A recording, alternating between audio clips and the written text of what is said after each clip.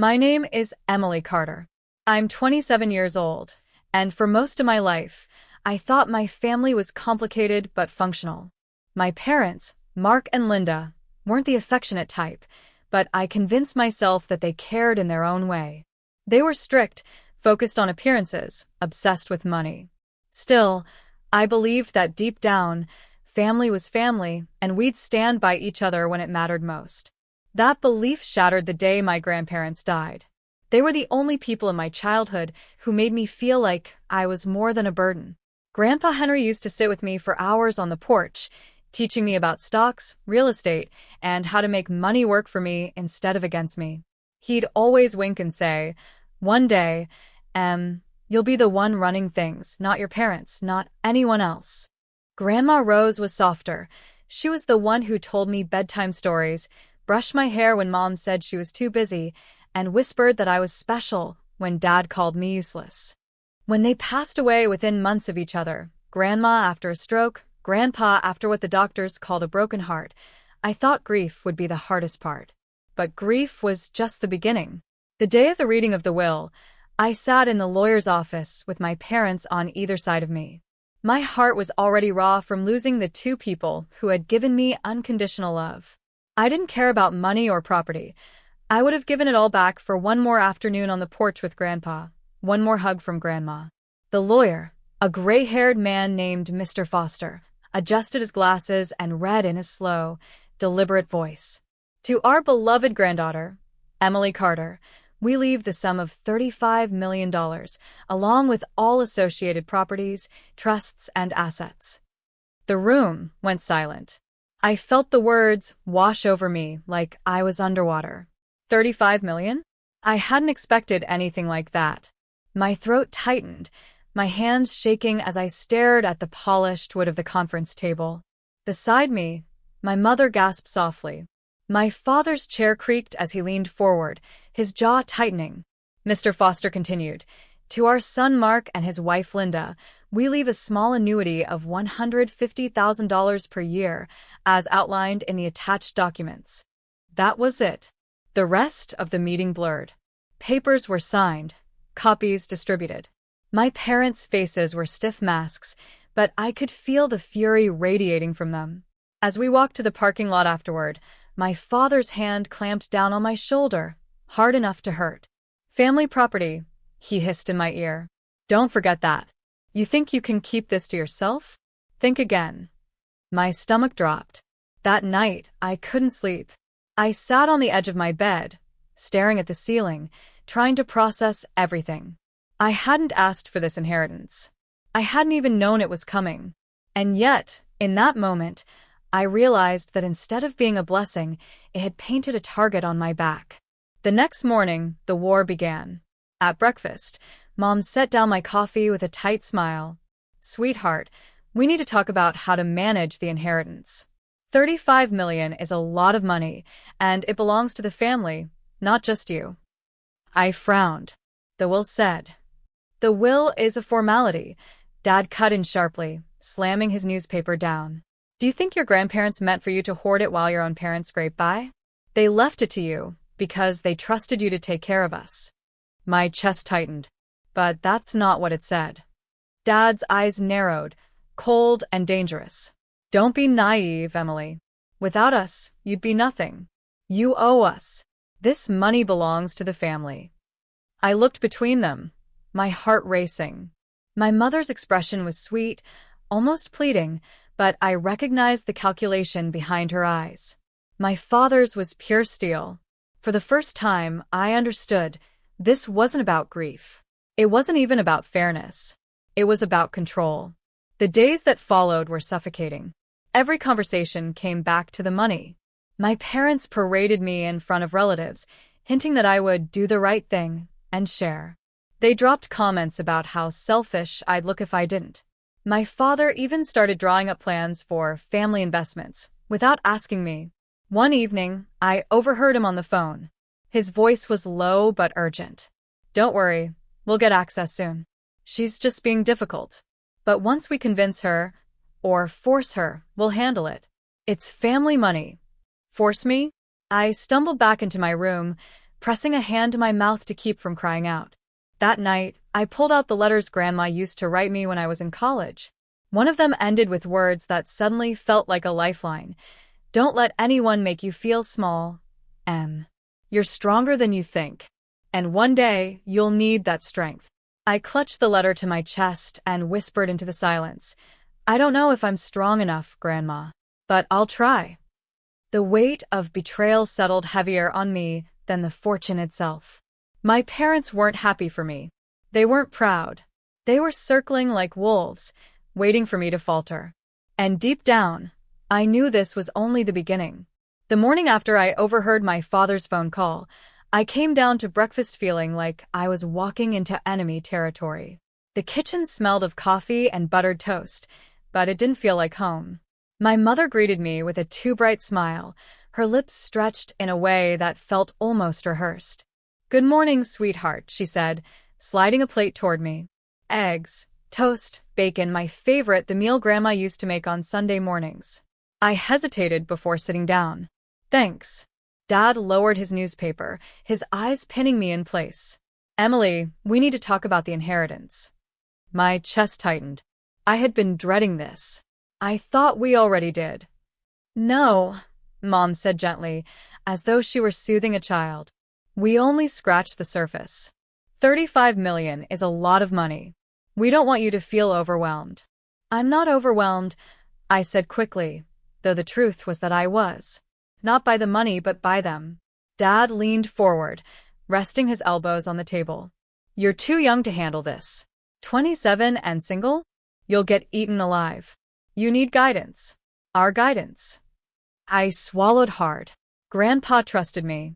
His jaw tightened. Grandpa trusted the family. Don't twist his words. The word family had become a weapon, one they wielded every time I pushed back. Mom reached across the table, covering my hand with hers. Sweetheart, you've never managed money like this before. Your father has decades of experience. Don't you think it makes sense to let him take charge? At least temporarily. Temporarily. I knew what that meant. Once they had control, I'd never see a dime again. I pulled my hand back. No. The lawyer explained everything. It's mine to manage. I'll hire professionals if I need help. But Dad slammed his fist against the table, making the silverware jump. Don't you dare hire outsiders. This is family property. If you bring strangers into this, you'll regret it. The threat hung in the air like smoke. I pushed back my chair, my appetite gone. I'm going to be late for work. As I walked out, my legs trembled so badly, I nearly stumbled. That was the start of their campaign. They alternated between guilt and intimidation, wearing me down from every angle. One day, my mother would tearfully tell me how stressed my father was, how he'd sacrificed everything for me, how unfair it was to shut him out. The next, my father would corner me in the hallway, his voice low and venomous. You're nothing without us. Don't forget who raised you. They started calling me ungrateful in front of relatives. My aunt phoned one night, her voice sharp with accusation. How could you do this to your parents? They gave you everything, and you're keeping all that money to yourself? I bit my tongue, fighting back tears. It wasn't my decision, but no one wanted to hear the truth. Even Daniel, my older cousin who I'd once considered an ally, turned against me. At a family barbecue, he sneered as I walked by. So, when are you going to share the wealth, princess? Don't tell me you actually think you earned it. My face burned as laughter rippled around the table. That night, I sat in my car outside my apartment and cried until my throat was raw. I didn't recognize my family anymore, or maybe I did, and I just hadn't wanted to see it before. The money had stripped away every polite mask, every illusion of love, revealing the greed underneath. But in the middle of all that chaos, something unexpected happened. Mr. Foster, the lawyer, called me in for a meeting. Emily, I need to make you aware of something. Your parents have been contacting the firm, insisting that we transfer management of the assets to them. They claim you're unstable, unfit to handle it. My stomach dropped. They what? He adjusted his glasses. They have no legal grounds. The will is airtight. But you should be prepared. They may try to take this further. I gripped the edge of my chair. You mean sue me? It's possible, he said. Or, they might try to have you declared incompetent. I've seen families do worse. The room spun. My own parents, trying to brand me incompetent? Mr. Foster's voice softened. Emily, your grandparents chose you for a reason. I knew them well. They loved you, and they trusted you. If you need additional support, I can recommend financial advisors who are discreet and loyal to you, not your parents. For the first time since the reading of the will, I felt a flicker of hope. Thank you, I whispered. But when I got home, hope turned back into fear. My father was waiting in the living room. His eyes were cold, calculating. Where were you? At the lawyer's, I said before I could stop myself. His mouth curled into a sneer. Still hiding behind strangers. You think that lawyer cares about you? He cares about his fee. We're your blood, Emily. We're the ones you should trust. I can't, I whispered. For a moment, his face twisted with rage, and I thought he might strike me. But instead, he leaned back in his chair, smiling in a way that chilled me more than his anger ever had. You'll see, he said. Sooner or later, you'll see that you have no choice. That night, I packed a bag. I didn't leave yet, but I needed to know I could.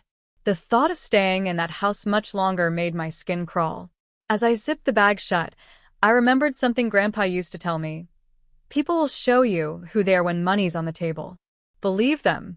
Well, I believed him now. My parents had shown me who they really were. And I had to decide, was I going to let them steal my future or was I going to fight? At 27, I had never felt so alone.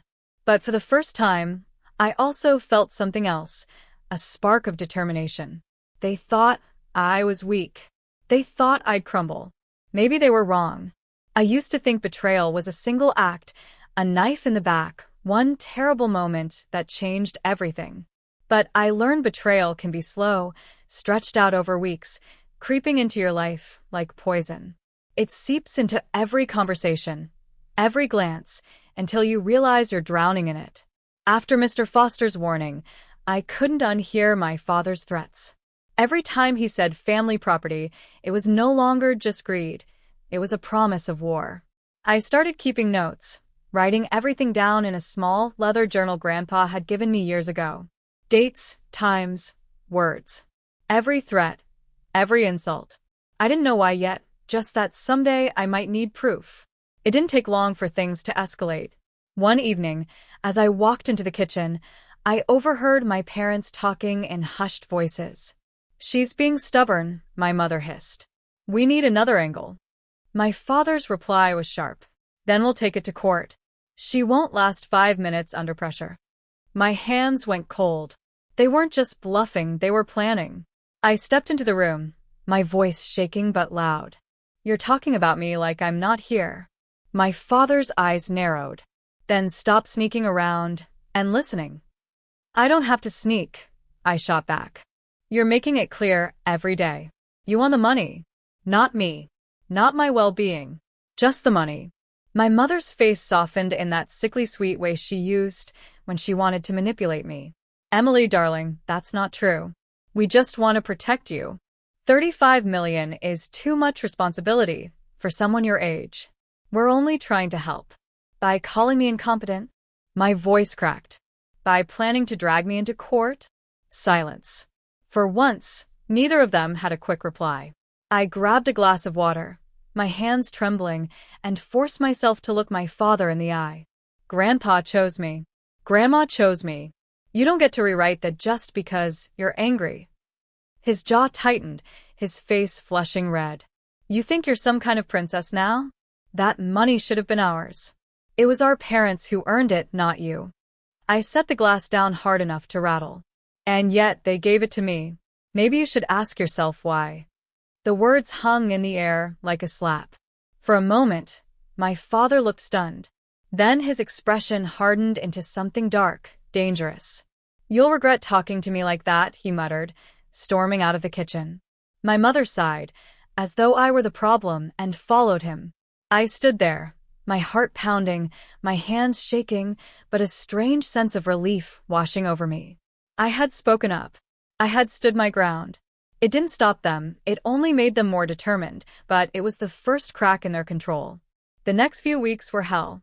They started monitoring my movements. If I left the house, they demanded to know where I was going, who I was seeing. My father even tried to take my car keys once, claiming I was irresponsible and couldn't be trusted to drive. I stopped leaving my journal in my room. Instead, I carried it everywhere in my bag, terrified they would find it. The guilt trips got worse too.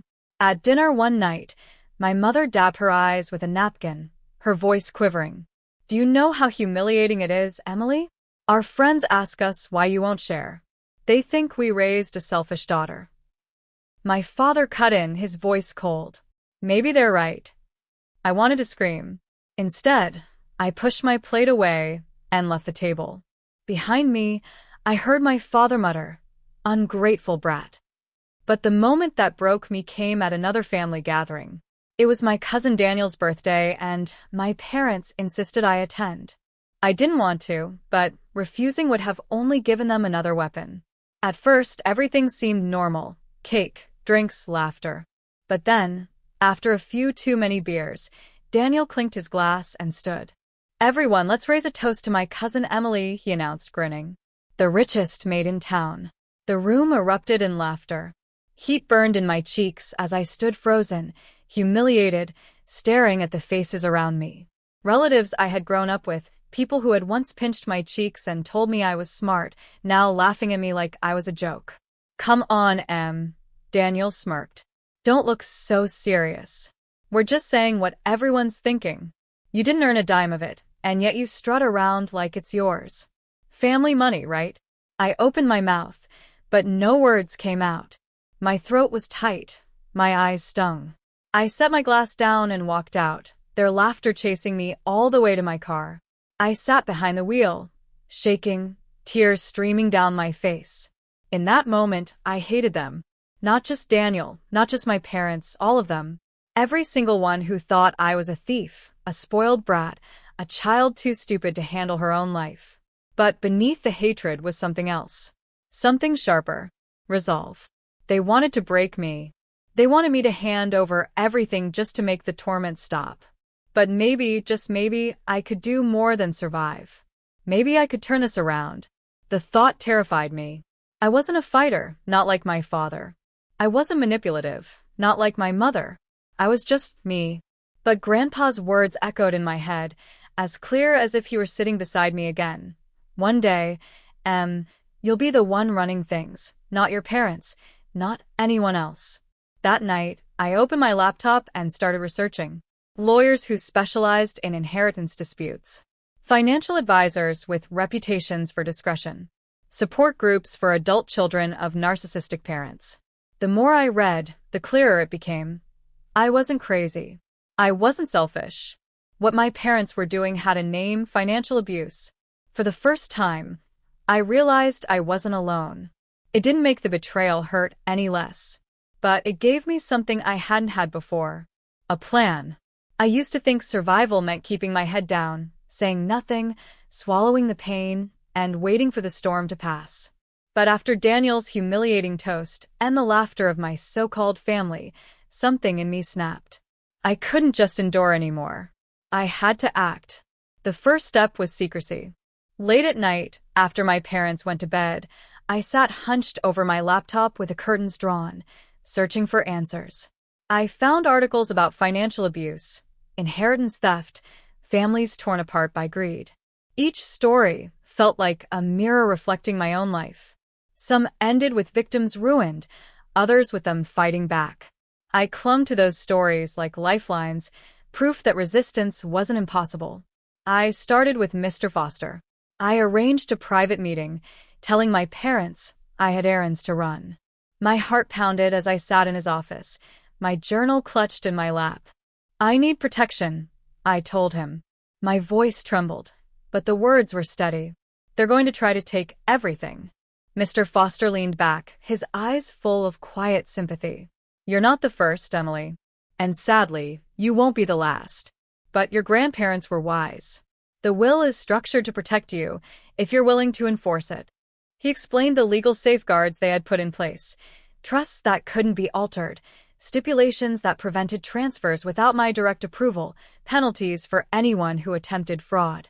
Your grandparents knew your parents well, he said gently. They knew this was possible. Tears burned my eyes as I stared at the desk. Then why does it feel like I'm still losing? Because you're grieving, he said simply. And grief makes betrayal twice as heavy. But Emily, this money is not just currency. It's your grandparents' final message to you. They trusted you. Don't let anyone rewrite that. I nodded, clutching my journal tighter. What if they try to sue? Or worse, say I'm not fit to handle it. Then we'll fight, he said firmly. But you won't fight alone. For the first time in weeks, I felt a flicker of strength. The second step was strategy. I began documenting everything in detail. Every insult, every threat, every attempt to manipulate me, I wrote it down with dates and times. I even downloaded an app that allowed me to record conversations discreetly. My father's voice, sharp and venomous, calling me ungrateful. My mother's teary guilt trips about how I was ruining the family name. I kept it all. It felt dangerous, sneaky, but also empowering. For once, I wasn't just absorbing their abuse, I was building a shield. But my parents sensed the shift.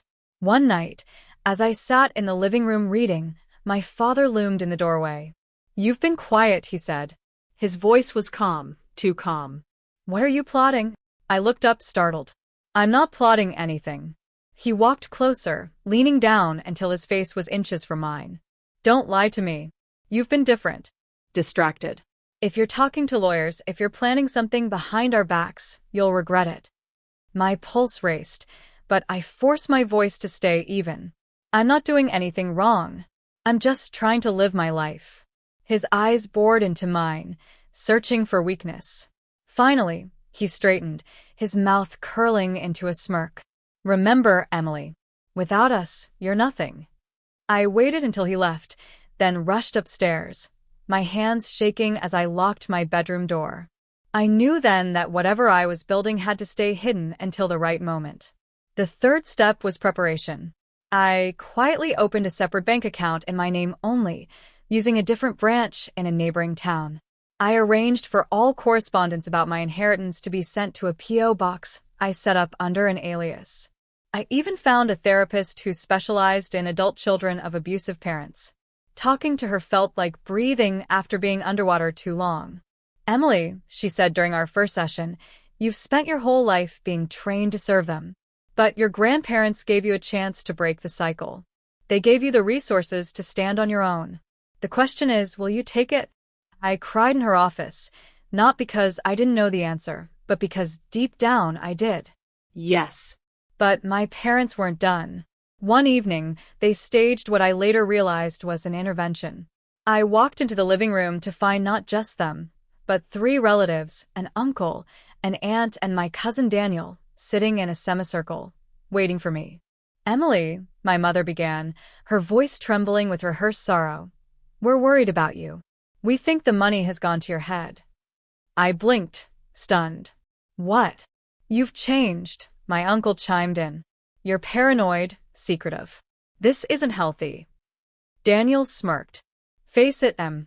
You're not cut out for this. You need help. I looked from face to face, my heart thundering.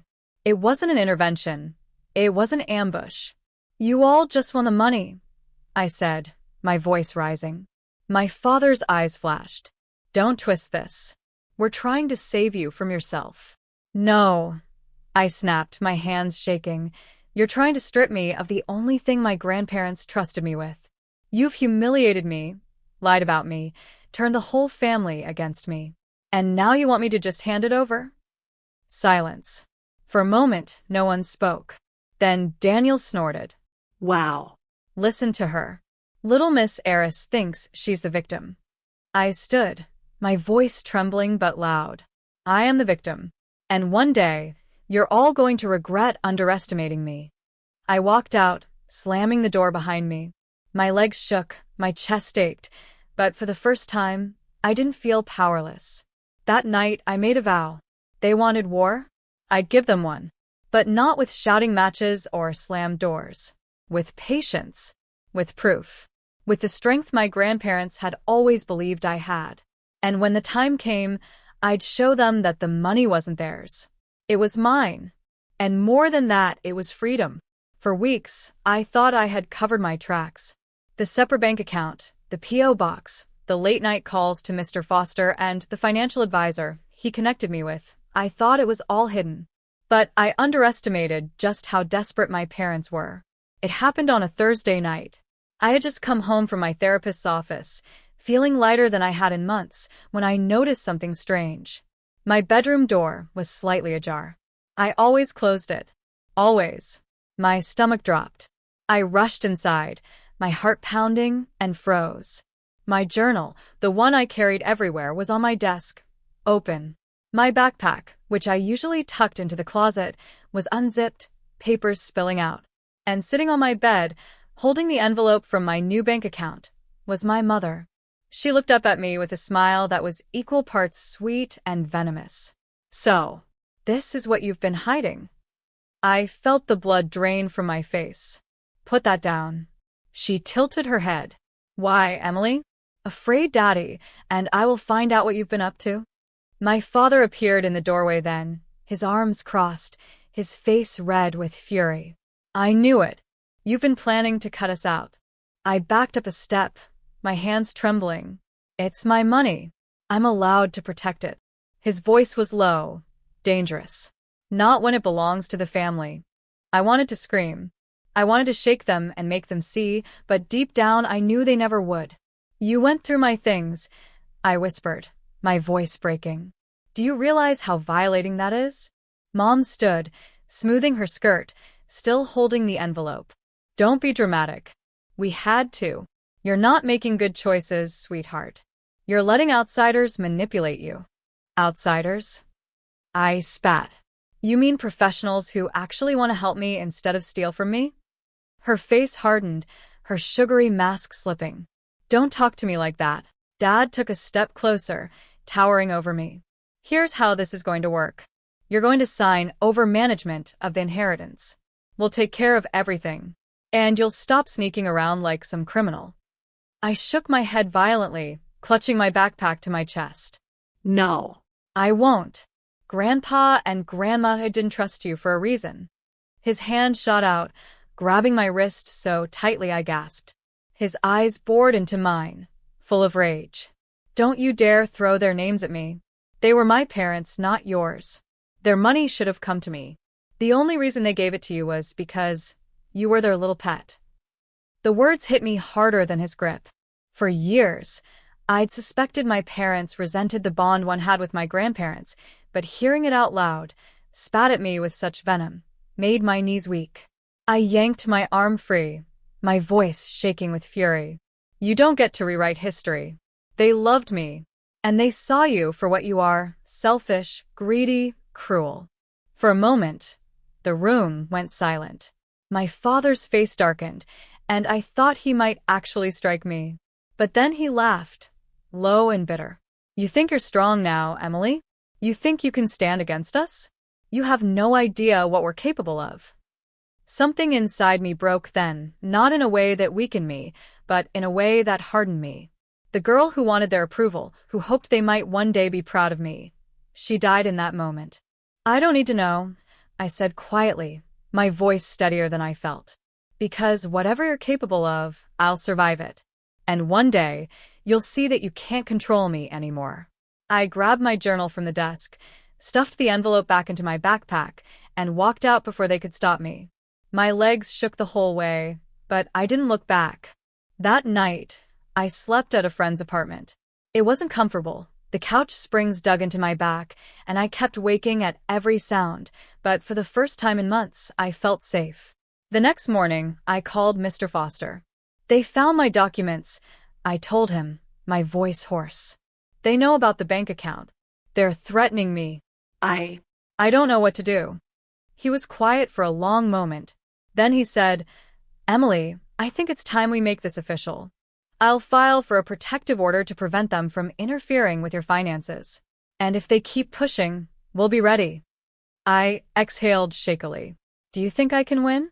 "Yes," he said firmly. Because you're not the one in the wrong. I hung up and sat in silence, staring at my phone. When? The word felt foreign, like it belonged to someone stronger than me. But maybe that was who I was becoming. Over the next few weeks, things only got uglier.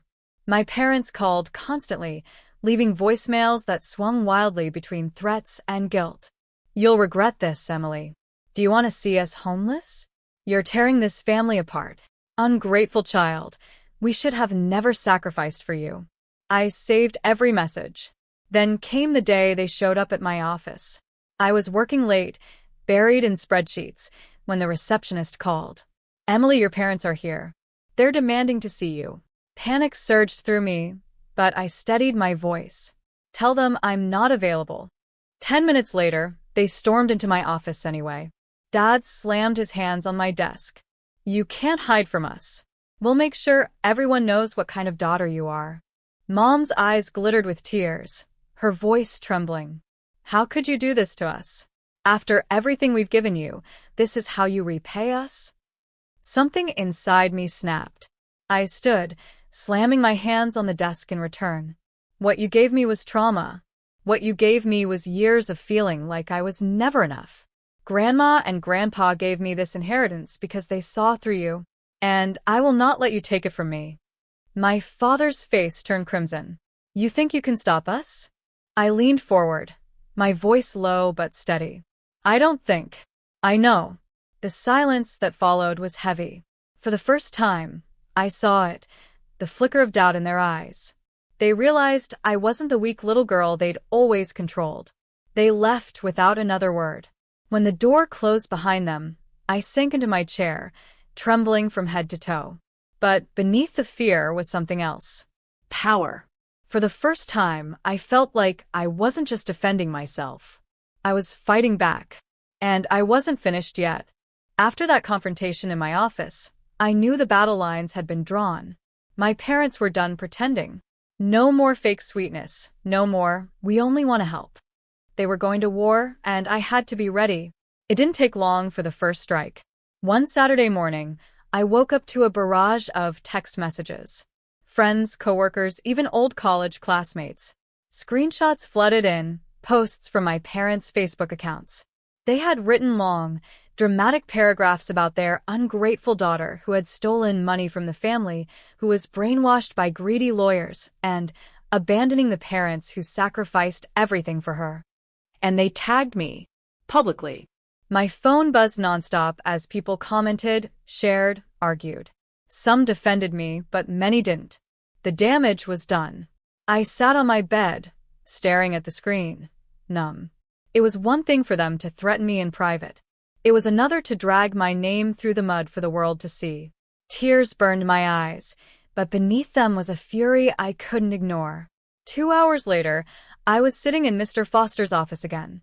They've gone public, I said, my voice shaking. They're spreading lies. Everyone's seeing it. Mr. Foster leaned forward, his expression grim. Then we escalate. I'll file a defamation suit, and I'll contact their attorney directly. We'll also petition the court for an injunction to keep them from harassing you further. My hands trembled in my lap. Do you think it'll stop them? He hesitated. People like your parents, they don't stop easily. But this will give you protection. And it will show them you're not afraid to fight back. I swallowed hard, the word fight echoing in my mind. For so long, I had avoided conflict. But now, there was no choice. That night, I drafted my own post. It wasn't dramatic, and it wasn't angry. I wrote simply, my grandparents left me their estate because they trusted me to manage it responsibly. I loved them deeply, and I intend to honor their wishes.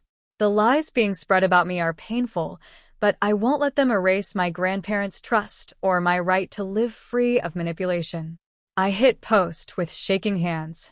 The next morning, I woke up to hundreds of supportive messages. People I hadn't spoken to in years, co-workers who admired my strength, even strangers who had seen the drama and wanted me to know I wasn't alone.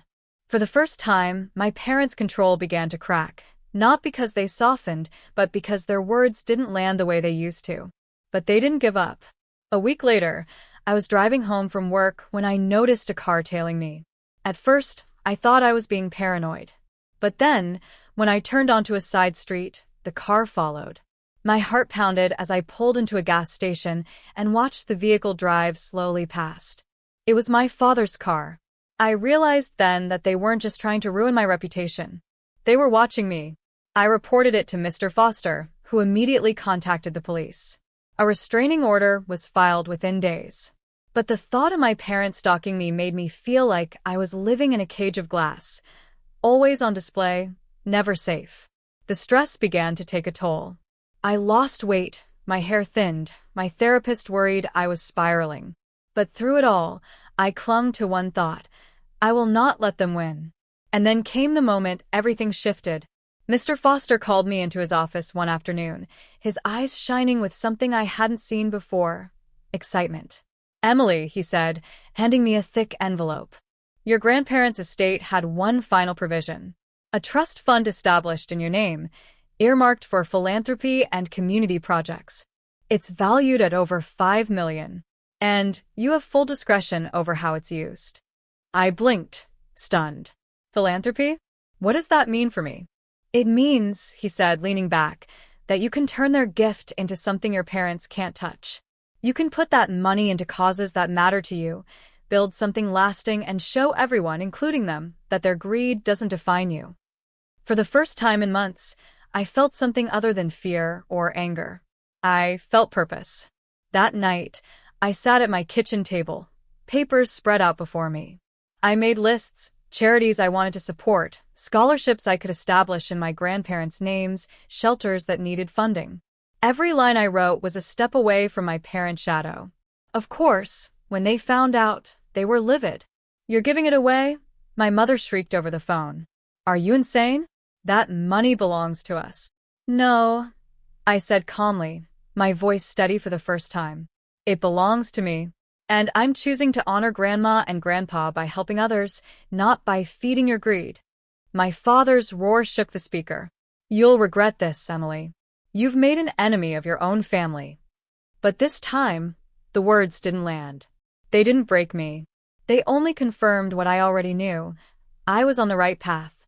In the weeks that followed, I announced the first scholarship in my grandparents' names.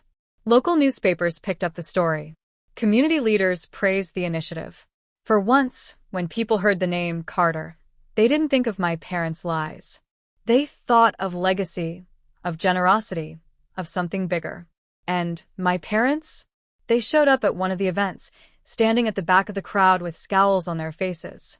But when the mayor shook my hand, when the press took photos, when people clapped and called me inspiring, they couldn't do anything but watch. The girl they had mocked, manipulated, tried to control, she wasn't just surviving. She was building something untouchable. That night, as I stood in my small apartment surrounded by flowers and thank you cards, I realized something profound. My parents could take my peace, my reputation, even my sense of safety. But they couldn't take my will. They couldn't take the love my grandparents had left me, or the purpose I had found in honoring their legacy. For the first time, I didn't feel like prey. I felt like fire. And I knew Part 7 was coming, the final confrontation, when the war my parents had waged would end, and I'd walk away not just with money, but with freedom. The night of the gala felt like stepping into another world. The scholarship fund in my grandparents' names had gained so much attention that community leaders organized a benefit dinner in their honor. I was the keynote speaker. Me, the girl my parents called useless, the maid of the family, the one they tried to strip of everything. I wore a simple navy blue dress and the silver necklace Grandma had given me on my 21st birthday. My hands trembled as I adjusted it in the mirror, but when I looked at my reflection, I didn't see the frightened girl who once cowered under her father's glare. I saw someone stronger. Someone my grandparents would be proud of. The ballroom glowed with golden light, chandeliers casting warmth over tables draped in white cloths.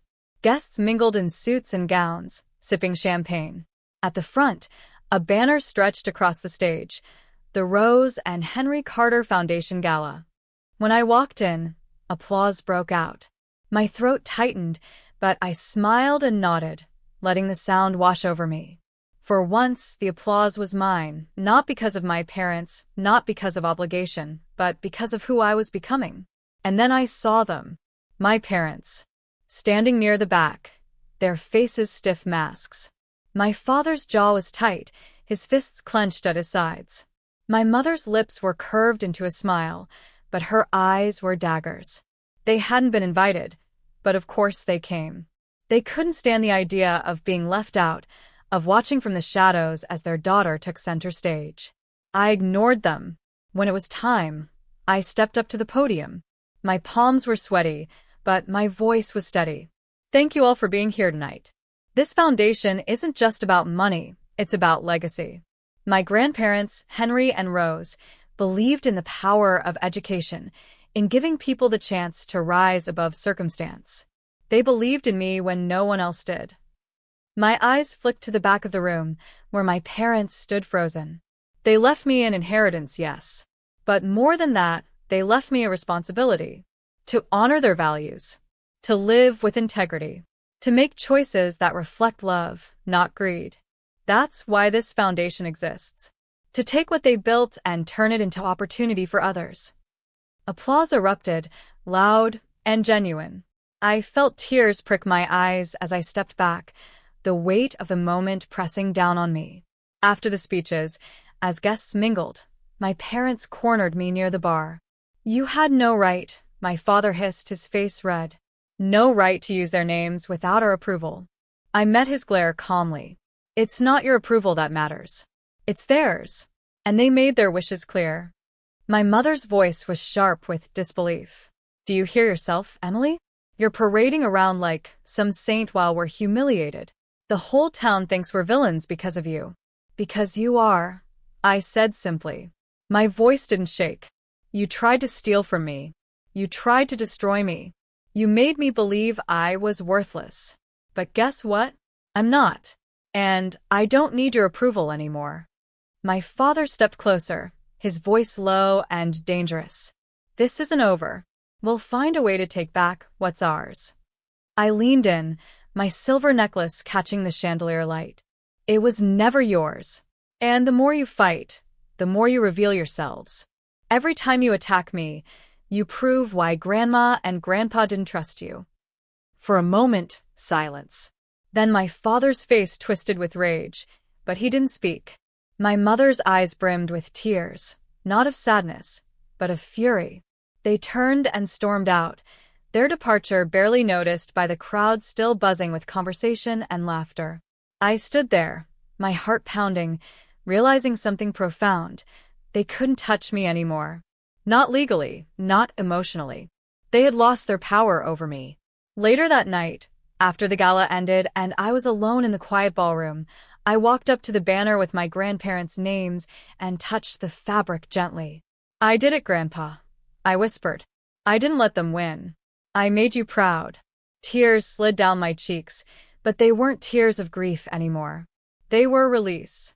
In the weeks that followed, my parents tried a few last desperate tactics, angry voicemails, half-hearted threats of lawsuits, but no one took them seriously anymore. The restraining order kept them at bay. The community saw through their lies, and the more they fought, the smaller they looked. Meanwhile, the foundation grew. Scholarships were awarded, programs launched, lives touched. Each success was a reminder that I had turned betrayal into something bigger, something untouchable. And me? I wasn't the maid anymore. I wasn't the scapegoat, the burden, the invisible daughter. I was Emily Carter. Heiress, yes. Survivor, definitely. But more than that, I was free. Sometimes, late at night, I still hear my father's words echo in my mind. Without us, you're nothing. And every time I smile, because the truth is, without them, I became everything.